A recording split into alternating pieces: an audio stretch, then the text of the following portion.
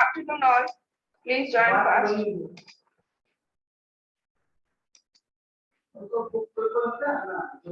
Please join fast, everyone.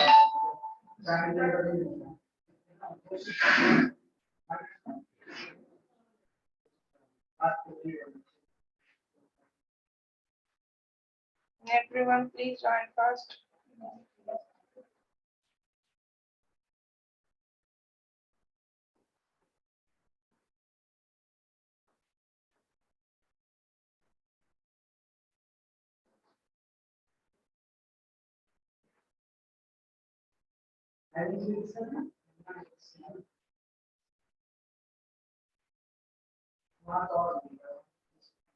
Everyone, please join fast.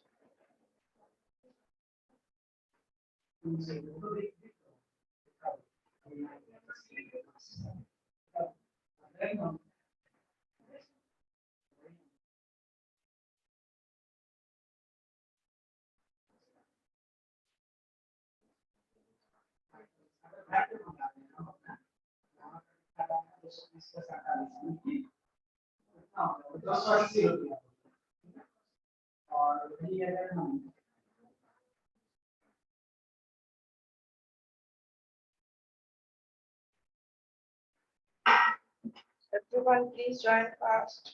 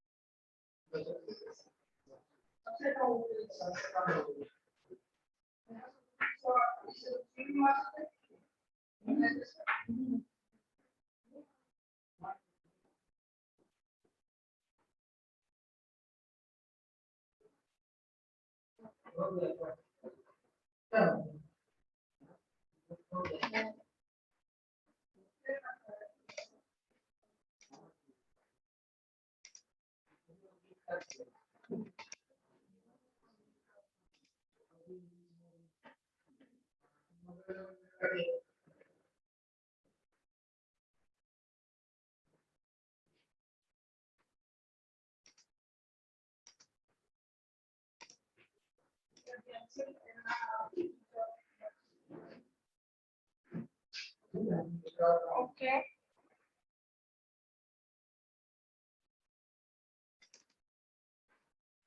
Good afternoon, Rahul. बाकी सब yes ma'am, क्या class नहीं करोगे क्या तुम लोग? हम तो करने के लिए आए हैं मैम। ओके, अब स्टार्ट करते हैं। बाकी सब कर क्यों नहीं रहा है क्लास, क्या बात है? पता नहीं मैम, अभी तो कोई बात भी नहीं करता है। ओके, अभी बस बात चल रहा है, बस वही ट्रेनिंग करने वाला। Okay.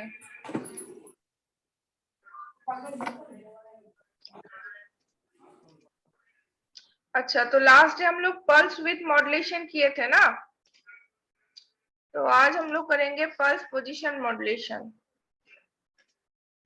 Okay, let me share my screen. Notes दिख रहा है? ओके, यस मैम, दिख रहा है। तो इससे पहले क्या हुआ था, हम लोग देखे थे कि फर्स्ट ऑफ ऑल हम लोग अगर यहाँ पे डिस्कस कर रहे थे तो वो पल्स मॉड्यूलेशन के बारे में। तो पल्स मॉड्यूलेशन का जो की फीचर्स है या फिर जो बेसिक फीचर्स है वो क्या है कि पल्स मॉड्यूलेशन टेक्निक में मेरा जो दो एक्चुअली मॉड्यूलेशन टेक्निक के लिए क्या होता है, हम लोग के पास दो सिग्नल होना चाहिए, एक मैसेज सिग्नल और दूसरा है कैरियर सिग्नल। तो जो मेरा पल्स मॉड्यूलेशन टेक्निक है, तो पल्स मॉड्यूलेशन टेक्निक में मेरा क्या होता है, जो मेरा मैसेज सिग्नल है वो एनालॉग हो सकता है या फिर डिजिटल हो सकता है, बट जो मेरा कैरियर सिग्नल है उसको कंपल्सरीली वो डिजिटल कैरियर होना चाहिए। तो तभी हम लोग उस टाइप ऑफ मॉड्यूलेशन को बोलते हैं पल्स मॉड्यूलेशन। तो यहाँ पे हम लोग पल्स एनालॉग मॉड्यूलेशन के बारे में अगर पढ़ रहे हैं, तो मेरा जो मैसेज सिग्नल है, मैसेज सिग्नल मेरा हो जाता है एक कंटिन्यूअस सिग्नल, और बोल सकते हैं हम लोग एक कंटिन्यूअस सिग्नल है मेरा, या फिर एक एनालॉग सिग्नल है। और जो मेरा क्या बोलेंगे, जो मेरा कैरियर है, वो कैरियर क्या है, मेरा एक डिजिटल कैरियर है।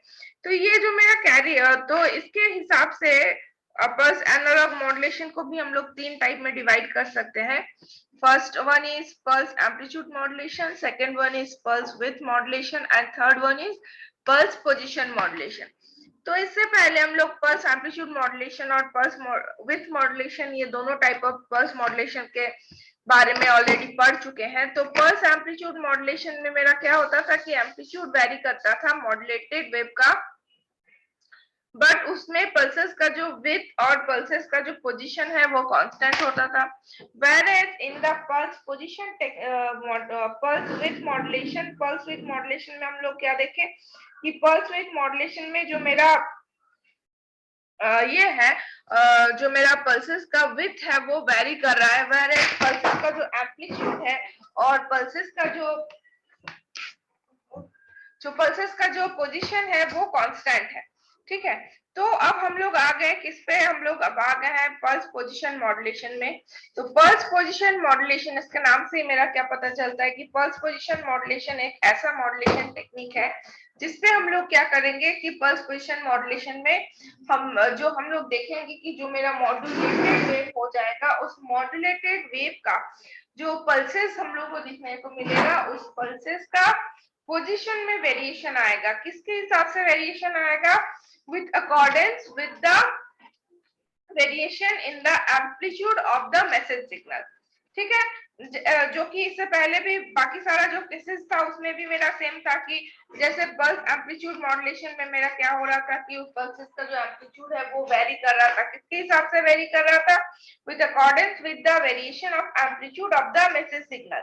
तो यहाँ पे भी सारा जो है वो सारा सेम ही है, जो मेरा बेसिक कॉन्सेप्ट जो है वो सारा सेम ही है, और वो ये है कि यहाँ पे in the pulse position modulation जो मेरा मॉड्यूलेटेड वेव हमको जो मिलेगा, उस मॉड्यूलेटेड वेव का जो पोजीशन है, मॉड्यूलेटेड वेव का जो पल्सेस है, उस पल्सेस का जो पोजीशन है वो वेरी करेगा। किसके हिसाब से वेरी करेगा? With accordance with the variation of the amplitude of the message signal. तो यहाँ पे भी ये सेम ही है।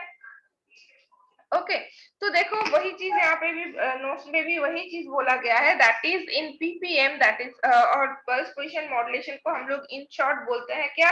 इन शॉर्ट इसको हम लोग बोलते हैं ppm.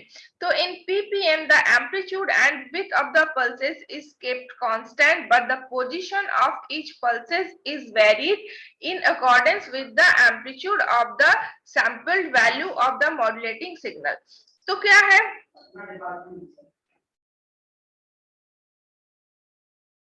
Amplitude of the sample value of the modulating signal. तो मेरा मॉड्यूलेटिंग सिग्नल कौन सा है? Modulating signal is message signal. तो यहाँ पे भी हम लोग देख ही सकते हैं कि जो मेरा पल्स पोजीशन मॉड्यूलेशन है, पल्स पोजीशन मॉड्यूलेशन में जो मेरा एम्पलीट्यूड, जो मेरा पल्सेस का जो पोजीशन है, पल्सेस का पोजीशन वेरी कर रहा है। जो मेरा सैंपल्ड वैल्यू है मॉड्यूलेटिंग सिग्नल का, या फिर मॉड्यूलेटिंग सिग्नल का जो मेरा एम्पलीट्यूड का सैंपल का वैल्यू है, उसके हिसाब से the position of the pulses is changed with respect to the position of the reference pulse। अब यहाँ पे जब क्वेश्चन आता है कि ये जो मेरा पोजीशन चेंज हो रहा है, पल्सेस का पोजीशन अगर चेंज हो रहा है, तो किसके बेसिस में चेंज होगा पल्सेस का पोजीशन? तो पल्सेस का जो पोजीशन है वो चेंज होता है रेफरेंस के पल्सेस के हिसाब से। रेफरेंस पल्स कौन सा है? मींस जो मेरा कैरियर सिग्नल है, कैरियर सिग्नल में कैरियर सिग्नल जो है वो भी तो क्या है? एक डिजिटल सिग्नल है, एक ट्रेन ऑफ पल्सेस है। तो ये जो ट्रेन ऑफ पल्सेस है कैरियर सिग्नल, इसमें जो और कैरियर सिग्नल का और एक प्रॉपर्टी क्या होता है कि कैरियर सिग्नल एक ऐसा डिजिटल सिग्नल है या फिर एक ऐसा पल्स का ट्रेन है जिसमें क्या है, हर एक पल्स जो है, हर एक पल्स का एम्पलीट्यूड सेम है, उसका हर एक पल्स का विड्थ सेम है, और उसमें हर एक पल्स का जो पोजीशन है वो भी फिक्स है, वो वेरिएबल पोजीशन नहीं है।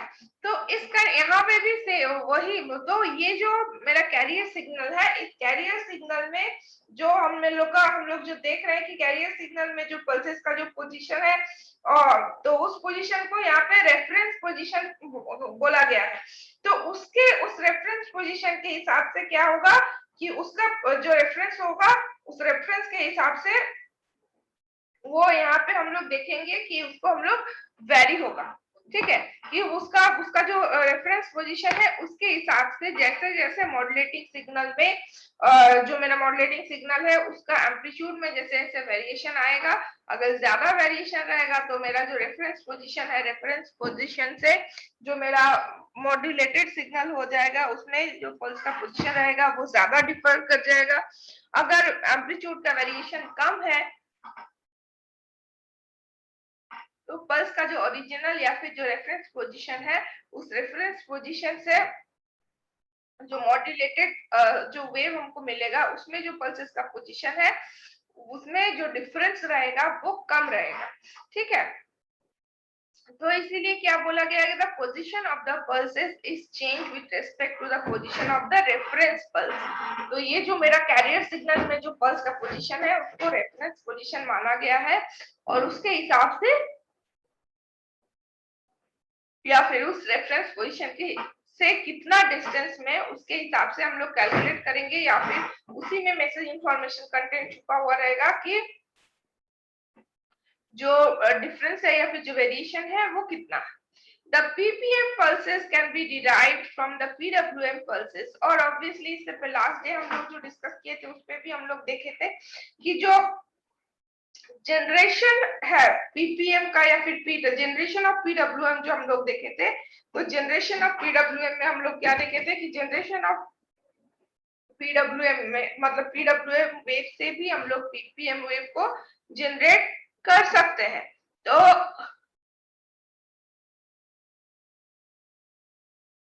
तो इसीलिए क्या बोला जाता है कि the ppm pulses can be derived from the pwm pulses, and here it may be noted that the with increase in the modulating voltage the ppm pulses shift further with respect to reference। तो जैसे obviously जैसे modulating voltage का value या फिर modulating जो modulating signal है, उस modulating signal में एम्पलीट्यूड मतलब क्या होता है, उसका जो वोल्टेज होता है वही उसका एम्पलीट्यूड का वैल्यू होता है। तो उसमें एम्पलीट्यूड का वैल्यू जैसे जैसे इंक्रीज होता जाएगा पीपीएम में या फिर पल्स पोजीशन मॉड्यूलेशन में जो मेरा पल्सेस है वो पल्सेस का जो शिफ्टिंग है विथ रेस्पेक्ट टू रेफरेंस वो उतना बढ़ता जाएगा। ओके, तो यहाँ पे देखो, यहाँ पे हम लोग देख सकते हैं, सी ये है मेरा मॉड्यूलेटिंग सिग्नल, सॉरी, हाँ, तो this is my modulating signal, this is my pulse width modulated signal, और this is my pulse position modulated signal. तो देखो यहाँ पे हम लोग देख सकते हैं, इसको थोड़ा छोटा करना चाहेंगे।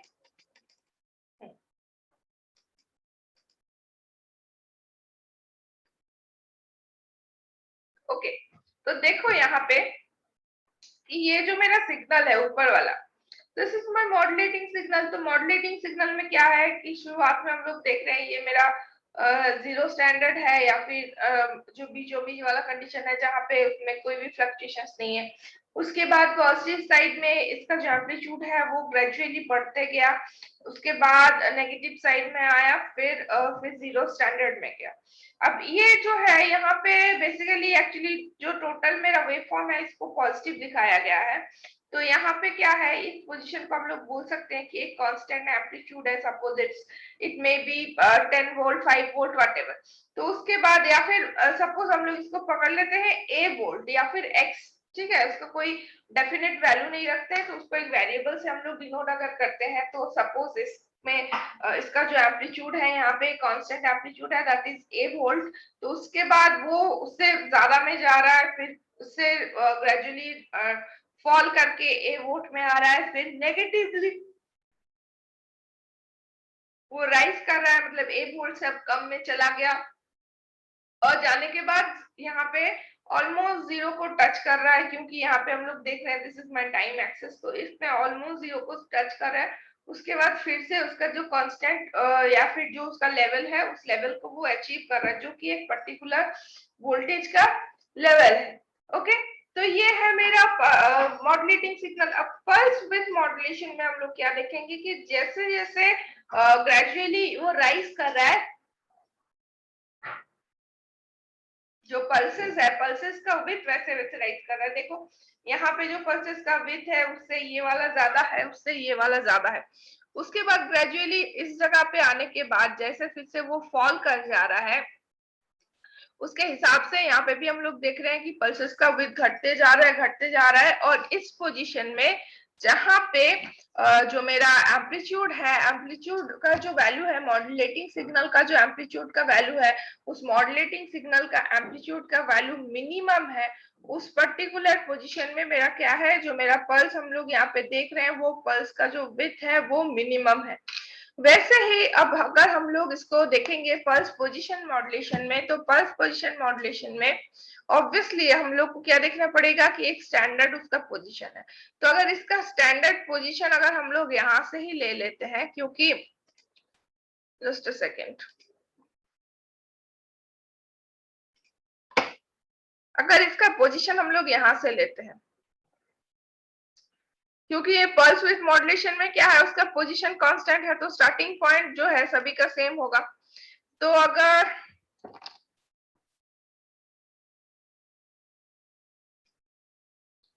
मान लेते हैं कि ये है मेरा सारे का स्टैंडर्ड पोजीशन, मतलब आइडियल कंडीशन में सारा पल्स यहाँ से स्टार्ट होना चाहिए था।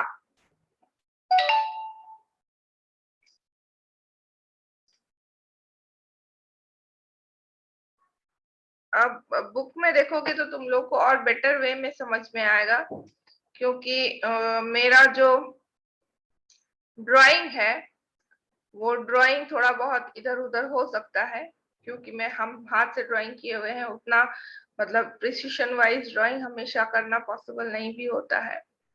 तो यहाँ पे देखो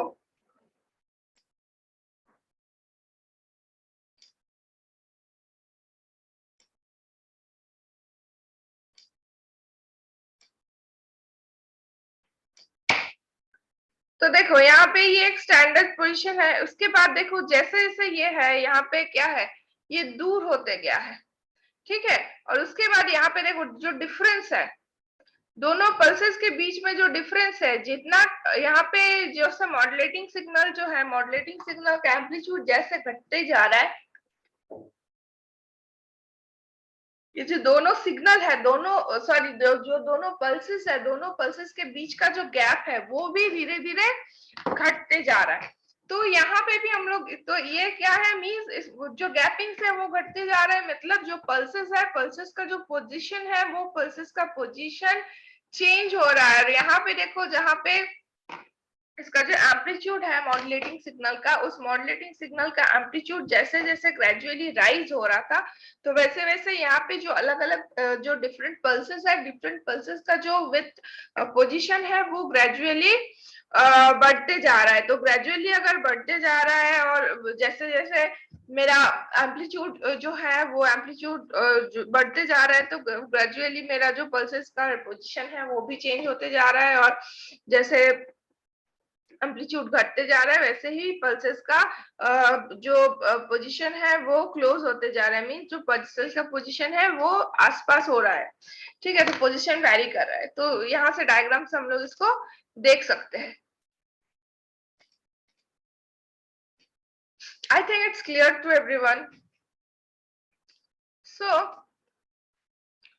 the vertical dotted lines drawn on the figure are treated as reference line to measure the shift in the position. तो ये जो vertically ये है position, ठीक है।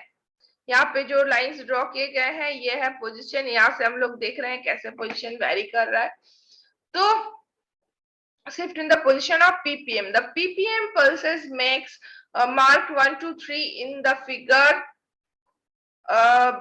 go away from there respective reference line. तो यहाँ पे देखो 1 2 3 है और ये सब अगर रेफरेंस लाइन हम लोग ड्रॉ किए हुए हैं तो रेफरेंस लाइन से इसका जो पोजीशन है वो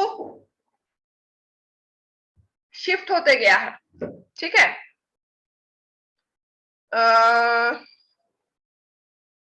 This is corresponding to increase in the modulating signal amplitude, and then as the modulating voltage decreases, the ppm pulses 4 6 4 5 6 7 come progressively closer to their respective reference line. तो ऐसे जैसे कि यहाँ पे एम्पलीट्यूड धीरे धीरे घटते जा रहा है, देखो यहाँ पे क्या है, एम्पलीट्यूड धीरे धीरे बढ़ रहा था, तो जो पल्सेस 1 2 3 है ये क्या है, उसका रेफरेंस लाइन से दूर होते जा रहा था। लेकिन जब यहाँ से इस पोजीशन से जब जो मेरा एम्पलीट्यूड है मॉड्यूलेटिंग सिग्नल का वो ग्रेजुअली फॉल कर रहा है, तो क्या है जो पोजीशन है जो 4 5 6 7 का पोजीशंस हम लोग देख रहे हैं, 4 5 6 7 क्या है, ग्रेजुअली एक दूसरे के साथ नियर बाय होते जा रहा है, closer to their respective reference line, ठीक है। तो अब देखेंगे हम लोग जनरेशन ऑफ पीपीएम। तो पीपीएम सिग्नल को अगर हम लोग जनरेशन देखेंगे तो यहाँ पे ऑब्वियसली यहाँ पे एक हम लोग ऑप एम्प यूज किए हैं, यहाँ पे ऑप एम्प को हम लोग एज ए कंपैरेटर यूज किए हैं, and this is the non inverting terminal and this is the inverting terminal. और कंपैरेटर का जो आउट और दोनों टर्मिनल में एक टर्मिनल में हम लोग इनपुट सिग्नल दिए हैं दैट इज एक्सटी जो कि मेरा मैसेज सिग्नल है, और दूसरा जो नॉन इन्वर्टिंग जो मेरा इन्वर्टिंग टर्मिनल है उस इन्वर्टिंग टर्मिनल में हम लोग क्या किए हैं, एक शॉर्टवुड जनरेटर देके वहां पे एक शॉर्टवुड सिग्नल को हम लोग फीड किए हैं। और ये जो दोनों सिग्नल है, दोनों सिग्नल का कंपेयर करने के बाद जो सिग्नल हम लोग को मिल रहा है at the output of the comparator वो है मेरा PWM signal that is pulse width modulated signal. जो पल्सेस का विथ है वो कैसे यहाँ पे वेरी करता है ये लास्ट क्लास में हम लोग ऑलरेडी डिस्कस कर चुके हैं। बेसिकली क्या होता है कि ये जो कंपैरेटर है, कंपैरेटर का जो इनपुट है दोनों inverting and non inverting inputs, ये दोनों इनपुट में दो सिग्नल हम लोग देते हैं, दोनों सिग्नल का क्या होता है कि दोनों सिग्नल का जो एम्पलीट्यूड पे वेरिएशन हो रहा है उस वेरिएशन को वो जो कंपैरेटर है वो कंपेयर करती है। और ये वेरिएशन जब तक पॉजिटिव साइड में है तब तक इसका आउटपुट हाई रहता है, और ये वेरिएशन जब नेगेटिव हो जाता है मींस जो मेरा मॉड्यूलेटिंग सिग्नल का जो एम्पलीट्यूड है वो अगर शॉर्टटूथ जो है सिग्नल उसके एम्पलीट्यूड से कम हो जाता है और जो मेरा डिफरेंस है वो नेगेटिव हो जाता है, उस कंडीशन में आउटपुट 0 देता है। तो आउटपुट 1 या फिर आउटपुट 1 कब तक मेंटेन होता है, तब तक जो मेरा इनपुट सिग्नल है मींस जो मेरा मैसेज सिग्नल है, मैसेज सिग्नल का जो एम्पलीट्यूड है वो शॉर्ट सिग्नल जो है उसका एम्पलीट्यूड से ज्यादा रहेगा तब तक। तो ठीक है, तो बाय दिस वे या फिर by using this concept we can generate PWM signal. और उसके बाद उसको एक अब अगर हम लोग मोनोस्टेबल मल्टीवाइब्रेटर के थ्रू पास कराते हैं तो जो सिग्नल मुझे मिलेगा and the output of the monostable multivibrator that will be a ppm or pulse position modulated signal. Okay, so let's see क्या बोला गया है। I hope ये सब चीज लिखा हुआ होगा। The ppm signal can be generated from PWM signal as shown in the figure, हम लोग ऑलरेडी देख चुके हैं। The PWM pulses obtained at the comparator output are applied to a monostable multivibrator. Monostable multivibrator obviously हम लोग देख सकते हैं। The monostable is negative triggered, hence the corresponding to each trailing edge of the PWM signal the monostable output goes high। तो यहाँ पे क्या है, पल्स पोजीशन मॉड्यूलेशन में हम लोग क्या बोलते हैं कि पल्सेस का जो पोजीशन है वो वैरी कर रहा है, और जो पल्सेस का विड्थ होता है वो पल्सेस का विड्थ बहुत पतला सा एक पल्स हमको मिलता है, वो एक कांस्टेंट विड्थ होता है। तो यहाँ पे क्या होता है कि ये जो हम लोग मोनोस्टेबल मल्टीवाइब्रेटर यूज करते हैं, तो मोनोस्टेबल मल्टीवाइब्रेटर का अगर हम लोग फंक्शन देखें तो फंक्शन मोनोस्टेबल वाइब्रेटर का ये है कि ये नेगेटिव ट्रिगर होता है। नेगेटिव ट्रिगर होता है मतलब पॉजिटिव जब है तो वो नेगेटिव शो करेगा और जब नेगेटिव है तो पॉजिटिव शो करेगा।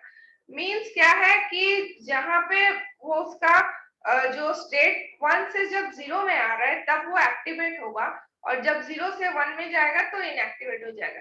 तो जिस एक्टिवेट हो जाएगा, अब क्या है कि हम लोग क्या दे रहे हैं, जो मोनोस्टेबल का इनपुट है वहां पे हम लोग एक पीडब्ल्यूएम सिग्नल दे रहे हैं, एक पल्स विद मॉड्यूलेटेड सिग्नल दे रहे हैं, और उसमें क्या है, और पल्स विद मॉड्यूलेटेड जो सिग्नल है वहां पे पल्स का विड्थ जहां पे खत्म हो रहा है, जहां पे पल्स का विड्थ खत्म हो रहा है मींस पल्स का विड्थ जब तक है तब तक क्या है, स्टेट 1 है, और पल्स का विड्थ जब खत्म हो जा रहा है मतलब वो स्टेट 0 में चला गया, तो ये जो स्टेट 1 से स्टेट 0 में वो जा रहा है, तो ये क्या है, ये नेगेटिव है, मतलब जो एम्पलीट्यूड है वो फॉल कर रहा है 1 से 0 में, 0 से अगर 1 में जाता तो वो पॉजिटिवली होता, लेकिन क्योंकि ये जो मेरा मल्टी वाइब्रेटर है, मोनोस्टेबल मल्टी वाइब्रेटर है, वो monostable multi vibrator negatively triggered है, मींस जब वो नेगेटिव फॉल या फिर नेगेटिव एम्पलीट्यूड को वो रियलाइज करेगा तब वो एक्टिवेट होगा, या फिर तब वो उसके लिए वो सेंसिटिव होगा। तो यहाँ पे भी क्या है कि जब 1 से 0 में वो फॉल कर जाता है उस कंडीशन में वो एक्टिवेट होके एक स्पाइक जनरेट करता है, मींस एक पल्स जनरेट करता है। तो उससे क्या होता है कि जैसे जितना पल्स का विड्थ ज्यादा रहेगा, जहां पे पल्स खत्म हो रहा है उस जगह में एक पल्स जनरेट हो रहा है, तो मींस ऐसे ऐसे क्या कर रहा है, जो उसका जो रेफरेंस लाइन है उस रेफरेंस लाइन के अगेंस्ट में उतना ही दूर में या फिर उतना ही पास में, depending on the PWM input, एक पल्स जनरेट हो जाता है, ठीक है, and it remains high for a fixed time decided by its own RC component। और इसका जो पीपीएम में जो पल्सेस का विड्थ है उसका जजमेंट कैसा होता है, वो एक आरसी कंपोनेंट रहता है जिसमें एक फिक्स टाइम तक उस वन को कैरी करने के लिए प्रोग्राम किया जाता है, और उससे क्या होता है कि हर एक पल्स का जो विड्थ है वो एक कांस्टेंट विड्थ रहता है। Thus, as the trailing edges of the PWM signal keep shifting in proportion with the modulating signal xt, the ppm pulses also keep shifting। तो उससे क्या होता है, जो मेरा ppm pulses है वो भी शिफ्ट होते जाता है, and here it may be noted that all the ppm pulses have the same width and amplitude। और उसमें क्या है कि हम लोग और भी देख सकते हैं, जो पीपीएम पल्सेस है उसमें जो विड्थ है और एम्पलीट्यूड है वो सेम है, and the information is conveyed via charging position of the pulses. और जो इंफॉर्मेशन कंटेंट होता है वो किसमें रहता है कि पल्सेस का जो पोजीशन वेरिएशन हो रहा है उसमें ऑब्वियसली पल्स पोजीशन मॉड्यूलेशन है, तो पल्सेस का जो पैरामीटर यहाँ पे वेरी करेगा वो कौन सा है, उसका पोजीशन, तो उसमें पोजीशन का कितना वेरी हो रहा है या फिर उसमें जो वेरिएशन है उसके हिसाब से हम लोग रिकंस्ट्रक्ट करेंगे मेरा जो मेरा ओरिजिनल मैसेज सिग्नल है उसको, और वो जो मेरा रिकंस्ट्रक्ट करने के लिए जो भी डेटा जरूरत है वो कहाँ पे छुपा है कि पल्सेस का जो पोजीशन वेरी हो रहा है उस पोजीशन वेरिएशन में वो छुपा हुआ है, ठीक है। सो डिमॉड्यूलेशन ऑफ पीपीएम, अगर डिमॉड्यूलेशन ऑफ पीपीएम देखेंगे तो ये एक बहुत मतलब with comparison to PWM it's a simple circuit, जहां पे हम लोग क्या क्या यूज किए हैं, एक पल्स जनरेटर है, एक रेफरेंस पल्स जनरेटर है। रेफरेंस पल्स जनरेटर क्यों है कि पल्सेस का जो रेफरेंस पोजीशन है उसको मैच कराने के लिए रेफरेंस पल्स जनरेटर है। दोनों को हम लोग एक आरएस फ्लिप फ्लॉप में दिए हुए हैं, और जो आउटपुट है आउटपुट में हम लोग को पीडब्ल्यूएम आउटपुट मिला हुआ है। पीडब्ल्यूएम डिमॉड्यूलेटर जो है, डिमॉड्यूलेटर का जो आउटपुट है वो मेरा हो जाएगा modulating signal plus normal signal, और वो नॉर्मल सिग्नल जो है वो एक नॉइज भी हो सकता है, ओके।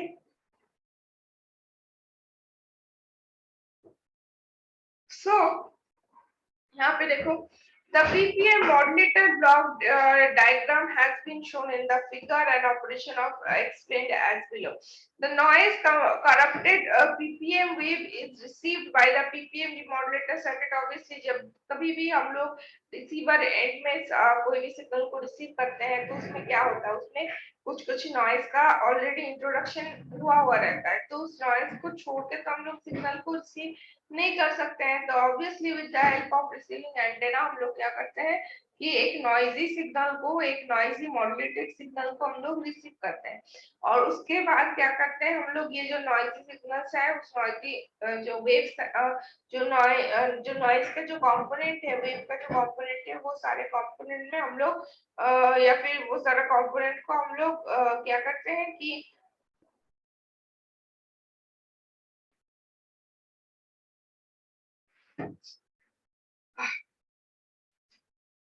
उस कंपोनेंट से हम लोग क्या करते हैं कि उसको हम लोग नलीफाई करने का कोशिश करते हैं। So the pulse generator develops a pulse waveform at its output to of fixed duration and applied the 3 pulses to reset pin और ये जो pulse width modulated signal है या फिर pulse position modulated signal है, दोनों ही केसेस में हम लोग देख सकते हैं कि मेरा क्या हो जाता है कि दोनों ही केसेस में मेरा जो पल्सेस का जो एम्पलीट्यूड है, वो एम्पलीट्यूड क्या होता है, फिक्स एम्पलीट्यूड होता है। बट क्या है, जो नॉइज का जब इंट्रोडक्शन होता है, तो नॉइज का इंट्रोडक्शन होने के दौरान जो वेरिएशंस आते हैं वो किस में आते हैं, एम्पलीट्यूड में आते हैं।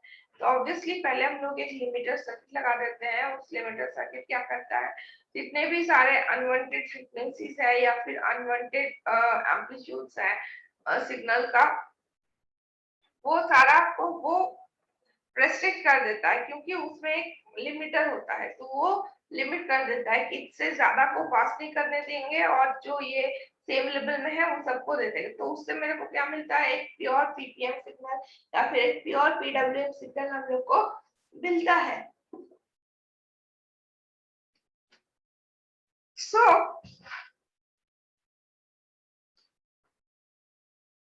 these pulses to the rest और उसके बाद हम लोग क्या कर सकते हैं कि करते हैं कि उसको एक आरएस फ्लिप फ्लॉप में देते हैं।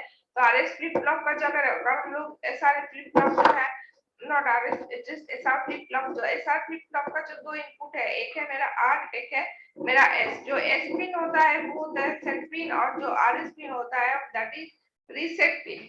ठीक है, तो हम लोग क्या करते हैं कि जो मेरा पीपीएम जो आउटपुट है या फिर नॉट आउटपुट, जो पीपीएम का जो इनपुट है, मतलब जो हम लोग with the help of receiving antenna हम लोग जिस सिग्नल को रिसीव किए हैं,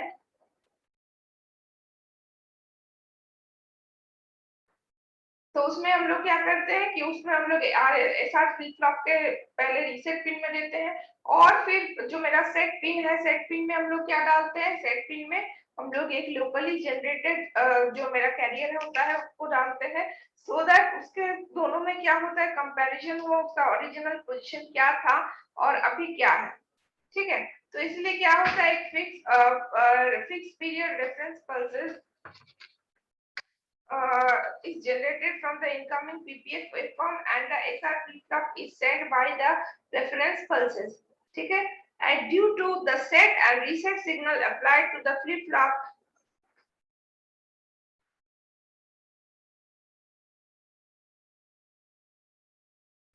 we get a PWM signal at the output.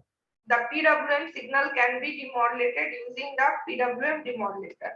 और ये जो इसका जो है PWM demodulator हम लोग यूज करते हैं, और फाइनली जो आउटपुट सिग्नल है, उस आउटपुट सिग्नल को हम लोग एक मैसेज सिग्नल में, मॉड्यूलेटिंग सिग्नल में हम लोग कन्वर्ट कर सकते हैं। So the PPM demodulator block diagram has been shown in the figure. तो PPM का जो ब्लॉक डायग्राम है उसको हम लोग देखे हैं।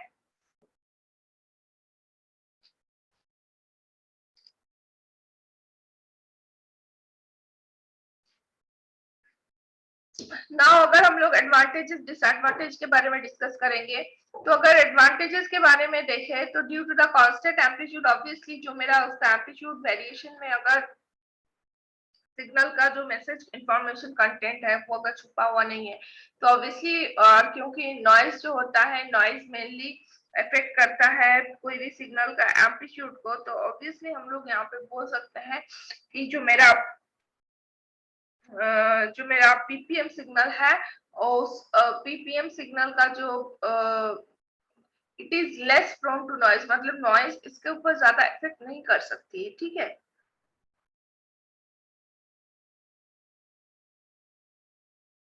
So due to the constant amplitude of ppm pulses, the information is not contained in the amplitude, and hence the noise added to ppm signal does not distort the information. Thus we have it, thus it has good noise immunity, obviously.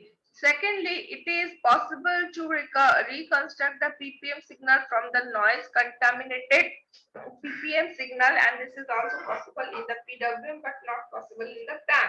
पैम में possible क्यों नहीं है? जो क्योंकि पैम में क्या होता है, जो मेरा मैसेज इंफॉर्मेशन कंटेंट होता है वो कहाँ पे छुपा हुआ रहता है, वो मैसेज इंफॉर्मेशन कंटेंट मेरा जो एम्पलीट्यूड वेरिएशन है उस एम्पलीट्यूड वेरिएशन में छुपा हुआ रहता है, और एम्पलीट्यूड वेरिएशन में छुपा होने के कारण एम्पलीट्यूड वेरिएशन में छुपा होने के कारण मेरा क्या होता है कि उसमें जो मेरा